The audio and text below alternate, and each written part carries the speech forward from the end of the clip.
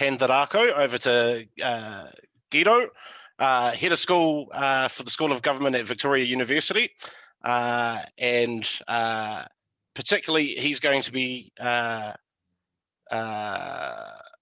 oh, I've just lost my notes. There we go. A space looking at the SDG.org.nz, a space aiming to reflect SDG progress in New Zealand through data visualisations, education, and qualitative information. Nō reira, tēnei te mihi ki a koe te rangatira, kei a koe te wā.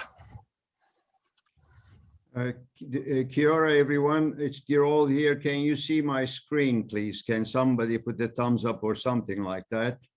Good, thank you.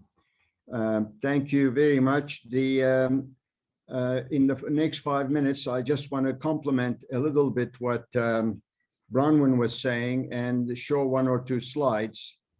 The fundamental point I wanted to make is that at the present moment, the SDGs are an orphan in the national public policy landscape in New Zealand.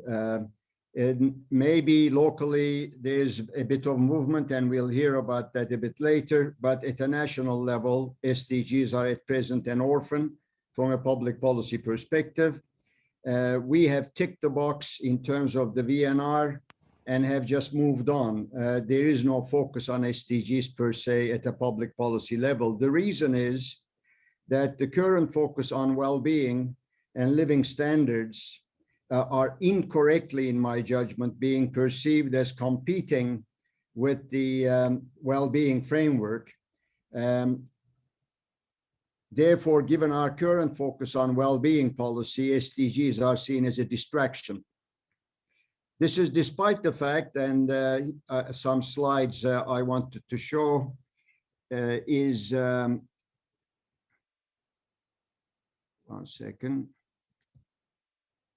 Despite the fact that the OECD has actually mapped its various indicators against the Sustainable Development Goals, trying to make the point that SDGs and the Better Life Index, which is the foundation for our well-being indicators, are not competing but complementary.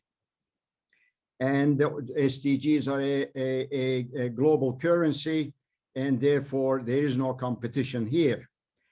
Another challenge that we face is the noise coming from some quarters that New Zealand should have its own policy framework. Why would we be a slave to an international agenda? In fact, progressing the SDG agenda is an international agenda, and it provides us with a humongous lever to put pressure on domestic public policy. It also provides potentially a platform for collaborative public policy work across the public sector. However, as Bronwyn said, there is no agency right now that is looking at the wider system. These various indicators and goals are extremely interdependent, environmental, social, economic, and unless we have a coordinating agency, there will be no collaboration, and everybody will pursue their little corner, and that defeats the whole purpose. The other point I wanted to make is that there's a whole range of other frameworks emerging from all around the place, so we are cutting the branch on which we are sitting. The burden is to recognize the interdependencies of these various indicators, to create structures, ministries, or governance structures that see the interaction, and maybe most critically is to see the local communities as partners in this, because this is not going to be driven from Wellington. There will be a huge demand and need for making sure that in fact there is an interaction, trust, and coordination, cooperation between the center and the various communities and individual indicators. Finally, I just wanted to make the point that although everyone is very passionate about their own SDG, the reality is if you want to make progress, given limited budget, we need to make sure that we find the investments which will have multiple effects. So one of the, again, missing points which the university community can fill in is building models that show the interdependencies of this. In other words, if, for example, we eradicate poverty, it's good for equity, it's good for the environment, it's good for the economy, that kind of thing. That will guide public policymakers to decide, infrastructure commission and all that, where to invest the money.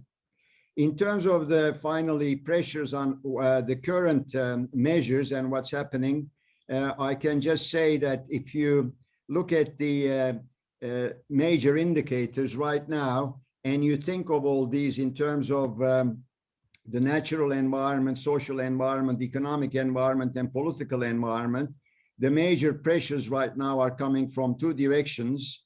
One is natural capital. It's going south in a big way. Those numbers, red 3 means it's one of the worst areas of performance for New Zealand relative to other rich countries. And a downward arrow shows that it's going down the drain. So one of the biggest worries is the pressure on the natural environment. And the other in the social area, which is hidden in this diagram, is pressures on especially housing and the increasing inequity and poverty. So if you want to summarize in that term, those are the big pressures that we are under, whether you look at it through the Sustainable Development Goal lens or the SDGs or the well-being framework or whatever else you want to talk about. Thank you. Tēnā koe, Girol. O tira, I think you have raised some very interesting points there, particularly the one that's close to my heart is around working with local communities. And I was thinking of some of the mahi Bronwyn's been doing in our place and space down here in Aotearoa Christchurch. So just, yeah, some good connects there.